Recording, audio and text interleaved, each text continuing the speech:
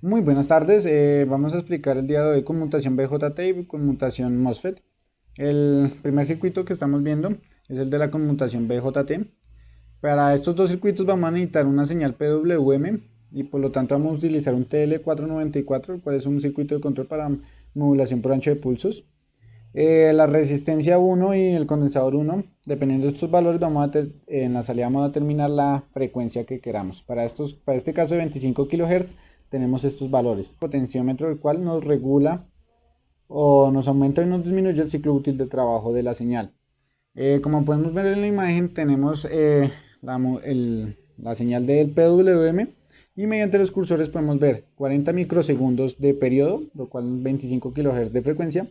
El ciclo útil es de 20 microsegundos aproximadamente, por lo tanto es del 50% y una señal de 0 a 12 voltios. Tenemos para la conmutación del BJT los siguientes valores de la R4, R5 y el condensador 2. En la siguiente imagen podemos ver la señal rosada, nos demuestra la señal que tenemos en la base del BJT. Esto significa que cuando el PWM tiene un valor en alto, tenemos una tensión positiva en la base del BJT, por lo tanto entra en estado de conducción. Cuando el PWM baja, tenemos una tensión negativa por consecuencia del condensador que tenemos, y esto significa que nos apaga el BJT. Cuando a medida que va pasando el tiempo se va descargando el condensador para estar disponible para el próximo ciclo. En la siguiente imagen podemos ver en la señal verde la salida en la carga. En este circuito que estamos viendo a continuación tenemos la conmutación para el MOSFET. Tenemos que la disposición es muy diferente en la parte final, ya que tenemos tres transistores y una fuente para el gate del MOSFET. Vemos en la siguiente imagen que las dos señales, tanto la del PWM como del gate del MOSFET, son inversas, ya que cuando una está en alto la otra está en bajo y cuando una está en bajo la otra está en alto. Esto se ve que cuando tenemos un cero lógico en el PWM no se activa el Q1, por lo tanto tenemos que en la compuerta Q2 y Q3 de los transistores tenemos el valor lógico que tenemos de la fuente del gate del MOSFET. Por lo tanto, el Q2 se me activa y me permite que la compuerta del gate tenga un valor positivo, un valor de 12 voltios en este caso. Y al contrario, cuando tenemos un pulso height en el PWM, podemos ver que cuando tenemos un señal low en la señal que nos muestra el oscilador, tenemos en la carga 20 voltios, por lo que sí nos está funcionando como debe ser el circuito, a pesar de que la señal nos muestre al contrario.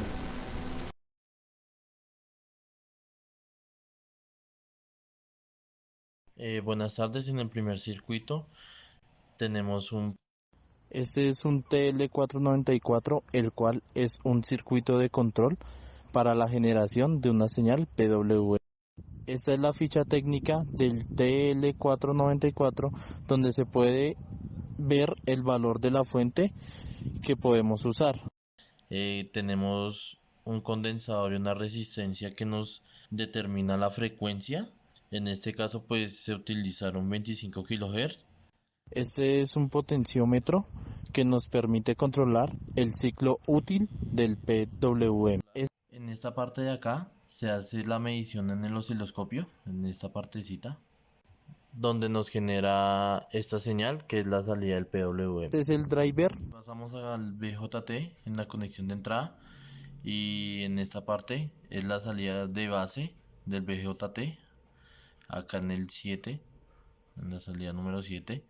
En esta parte de acá hacemos la medición del BJT, donde nos muestra esta señal de color rosado del BJT, que significa que cuando la señal del PWM es alta, tenemos una señal positiva en el BJT. En el circuito que les estoy mostrando a continuación, está diseñado para la conmutación del MOSFET. Este circuito cambia un poco en la parte final, ya que tenemos conectado tres transistores y pues ese es mi MOSFET. Este cable nos representa la fuente de la carga, que es de 20 voltios. Aquí logramos observar que el emisor del Q2 y el Q3 van directamente conectados al gate del MOSFET, esta conexión se da ya que el transistor Q1, que es este que está acá, cuando genera una señal del PWM en cero, se activa el valor lógico del Q2 gracias a que se presenta una fuente de 12 voltios en el colector, que es este de acá. Y esto genera pues la alimentación del MOSFET, que es donde va a salir conectado para acá. Aquí podemos observar estos dos cablecitos que representan la medición de las señales en el osciloscopio.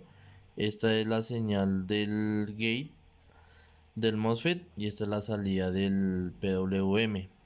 Como se logra observar en la gráfica en el osciloscopio, estas señales, cuando una presenta un 1 lógico, la otra presenta un 0, y cuando la otra presenta un 1, la otra presenta un 0. Esto quiere decir que cuando haya un 1 en el PWM vamos a activar el Q1 y por lo tanto se activará el Q3 y nos dejará la tierra conectada al gate del MOSFET. Por lo tanto no tendremos activación de cuando haya un 0 en el PWM se desactivará Q1, por lo que las compuertas del Q2 y del Q3 quedarán energizadas con la fuente del gate y me activará el Q2 enviando un pulso positivo al gate del MOSFET. Esta es la señal de la carga. Aquí vemos el datachip del MOSFET donde vemos los valores para las corrientes y voltajes soportados por este. Aquí vemos el datachip del BJT donde vemos los voltajes máximos en el colector base y el colector emisor.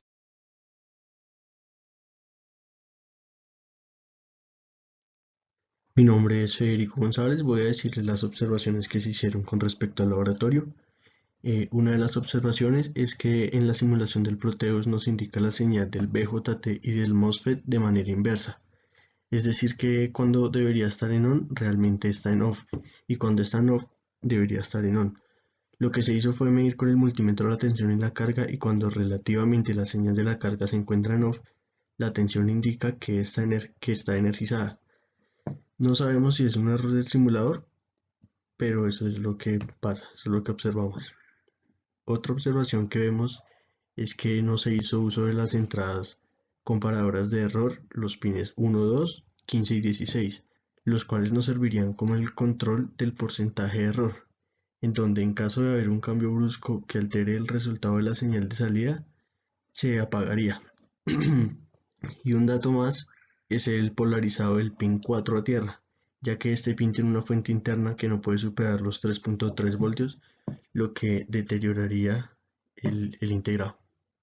Del laboratorio se puede concluir que los BJT los podemos utilizar cuando poseemos cargas de corriente muy pequeñas, debido a que estos conmutan mediante corriente. Por lo tanto, se requiere que en la base del BJT exista una corriente muy pequeña para que no consuma una corriente excesiva al circuito de control. Para eso se requiere que las resistencias de la base sean de valores pequeños para garantizar que a la carga se le entregue el voltaje y la corriente correcta. Esto acarrea varios inconvenientes porque causa que consuma una corriente excesiva por la base. Entonces, si lo aplicáramos, utilizaríamos un Arduino como un sistema de control. Esto podría causar que el puerto del Arduino que estemos utilizando para el control del circuito se dañe o falle al estar demandándole una corriente demasiado excesiva para la cual el Arduino no está diseñado. En cuanto a los MOSFET, se comporta como una resistencia variable controlada por voltaje. Entonces, si se le aplica un voltaje igual o mayor al voltaje de la compuerta en el gate del MOSFET, el canal quedará completamente abierto y no va a ofrecer resistencia. Pero si se le aplica un voltaje menor al voltaje del gate que está especificado en el datachip a la compuerta del transistor, este no abrirá completamente y esto causará que se forme un voltaje entre el drain y el source que al momento de conducir corriente se va a disipar una cantidad considerable de potencia y el MOSFET se calentará. Esto se podría decir que esto va a dividir el voltaje de la carga y causará que no reciba todo el voltaje sino solamente una parte. Se puede utilizar cuando se necesita conmutar circuitos de cargas grandes, motores, ya que estos conmutan por tensión y no por corriente.